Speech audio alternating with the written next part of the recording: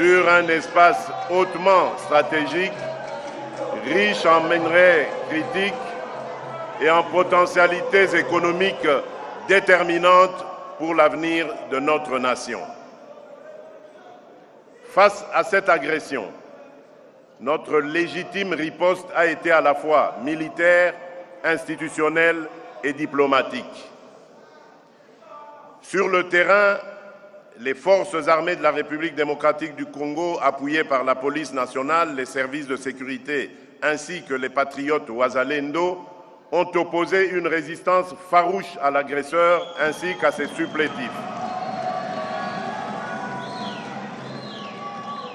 Elles ont contenu plusieurs offensives majeures de l'ennemi, stabilisé des axes vitaux, sécurisé des agglomérations stratégiques et protégé des corridors humanitaires. Dans des conditions logistiques, opérationnelles et humaines souvent extrêmement difficiles, nos forces ont démontré un courage et un patriotisme qui forcent le respect et l'admiration. Permettez-moi, avant de poursuivre, de m'incliner avec vous devant la mémoire de toutes les victimes des conflits et des violences qui ont encore cette année endeuillé nos familles, particulièrement à l'est de la République. À leurs proches, j'exprime au nom de la nation tout entière notre compassion la plus profonde. À celles et ceux qui portent encore les stigmates de ces drames, blessés, déplacés, populations contraintes à la peur et à l'errance, je veux dire, votre souffrance ne nous est ni étrangère ni indifférente. L'État est et restera à vos côtés.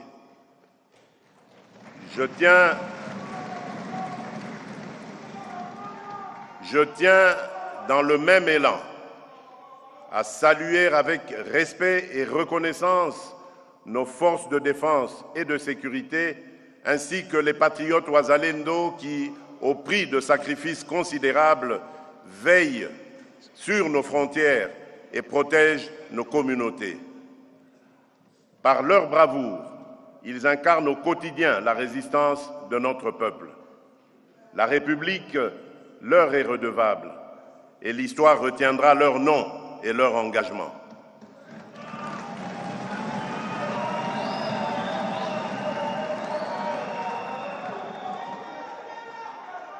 En leur honneur, je vous invite à vous lever et à observer un moment de recueillement.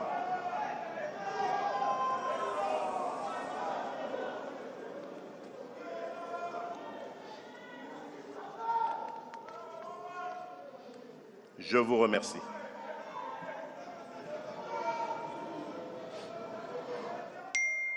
Mes très chers compatriotes, tenant compte à chaque fois de la dynamique changeante du théâtre des opérations, j'ai engagé une reconfiguration en profondeur de notre dispositif de défense avec la réorganisation de certains commandements opérationnels, le redéploiement de moyens sur les fronts prioritaires, le renforcement du renseignement et une lutte résolue contre les réseaux de contrebande qui financent la guerre. Ces efforts s'accompagnent d'une réforme structurelle du secteur de la sécurité destinée à professionnaliser davantage l'armée, améliorer la condition du soldat, renforcer la discipline et prévenir toute forme d'abus contre les civils. Nous ne tolérons ni les crimes des groupes armés, ni les dérives de ceux qui portent l'uniforme de la République. Sur le plan du partenariat international, l'année écoulée a marqué une transition majeure. Conformément à la demande que nous avions formulée et au plan de désengagement adopté par le Conseil de sécurité des Nations Unies, la MONUSCO a mis fin à ses opérations au Sud Kivu en 2024, recentrant progressivement son mandat sur le Nord Kivu et l'Ituri, avant de marquer une pause dans le retrait pour permettre une réévaluation de la situation sur le terrain. Parallèlement, la mission de la Communauté de développement de l'Afrique australe, la SADC, en République démocratique du Congo, déployée à la fin de l'année 2023 pour appuyer la stabilisation de l'Est, a achevé son mandat en mars 2025, confirmant, s'il en était besoin, que nul dispositif externe ne peut se substituer durablement à la responsabilité première de l'État congolais dans la protection de son territoire et de sa population. Ces évolutions ne traduisent aucun repli sur soi. Elles marquent plutôt un choix assumé, celui de passer d'une logique d'assistance sans horizon à une souveraineté renforcée, en consolidant nos capacités nationales et en coopérant avec nos partenaires dans le plein respect de notre Constitution et de nos lois. Sur le front diplomatique, la République démocratique du Congo n'a cessé de porter avec constance la vérité de ce qui se passe à l'est de notre pays. Cette démarche a trouvé un écho favorable au sein de l'Union africaine. Par la voix de son Conseil de paix et de sécurité, l'organisation continentale a dénoncé sans équivoque les exactions de l'AFC M23, des ADF, des FDLR et d'autres groupes armés et a réaffirmé l'exigence du retrait immédiat de toutes les forces étrangères présentes sur notre territoire sans l'accord des autorités légitimes de la République. Au même moment, et pour la première fois depuis le début des agressions répétées contre notre pays, le Conseil de sécurité des Nations Unies a adopté la résolution 2773 condamnant explicitement l'agression du Rwanda contre la République démocratique du Congo et exigeant le retrait immédiat et inconditionnel de ces forces de notre territoire.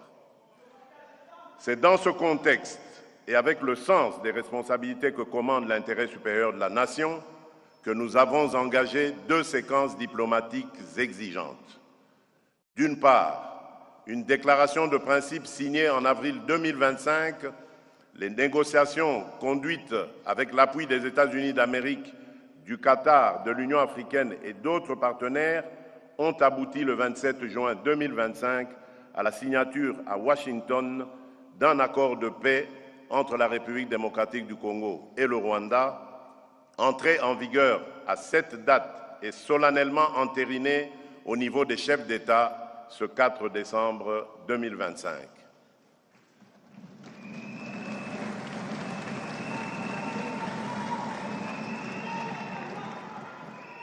Adossé à la résolution 2773, cet accord entérine le retrait des troupes rwandaises de notre territoire, le démantèlement des groupes armés étrangers, y compris les FDLR, la mise en place d'un mécanisme conjoint de sécurité chargé de superviser l'exécution, ainsi qu'un cadre d'intégration économique régionale qui ne saurait être mis en application qu'à la condition sine qua non que la sécurité et la souveraineté de la République démocratique du Congo soient pleinement garanties.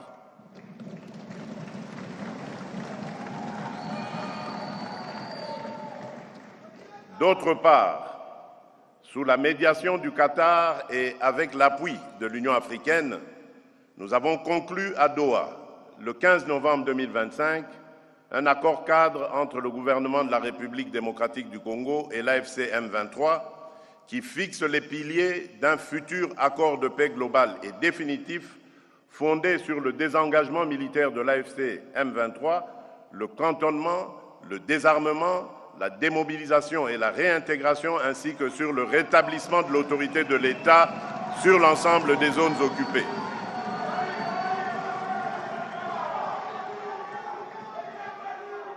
Permettez-moi d'être parfaitement clair. Ces accords ne consacrent aucune forme de partage de notre souveraineté.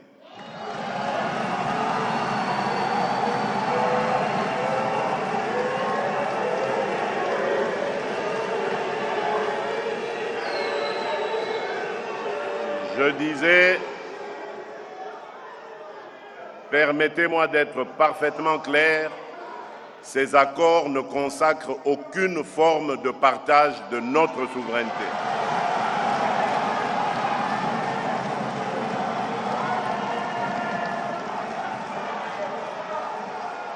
Ils ne valident ni les prétentions territoriales de qui que ce soit, ni la mise sous tutelle de nos ressources.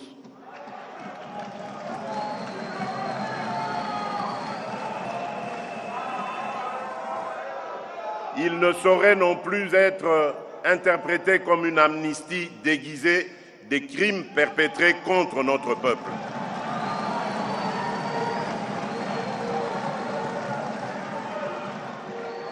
La justice suivra son cours avec rigueur, jusqu'au bout et sans complaisance,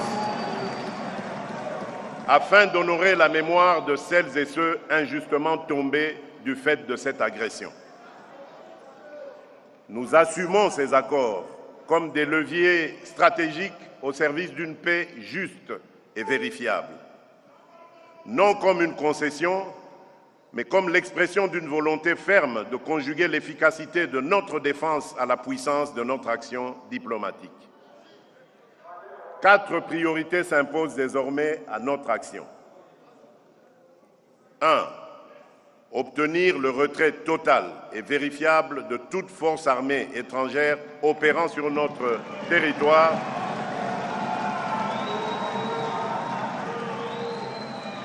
qu'elle soit officielle ou dissimulée derrière des groupes relais. 2.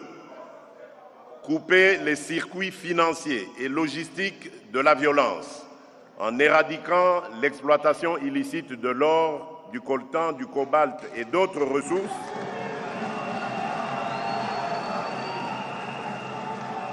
ainsi que la contrebande qui alimente ces réseaux. 3. Assurer la protection effective des civils, en particulier des femmes et des enfants, et garantir l'accès humanitaire aux zones affectées. Et enfin, 4e priorité, ancrer la paix dans la durée, en combinant fermeté sécuritaire, relance du développement local et démarches de réconciliation au plus près des réalités de chaque communauté. Malgré notre bonne foi,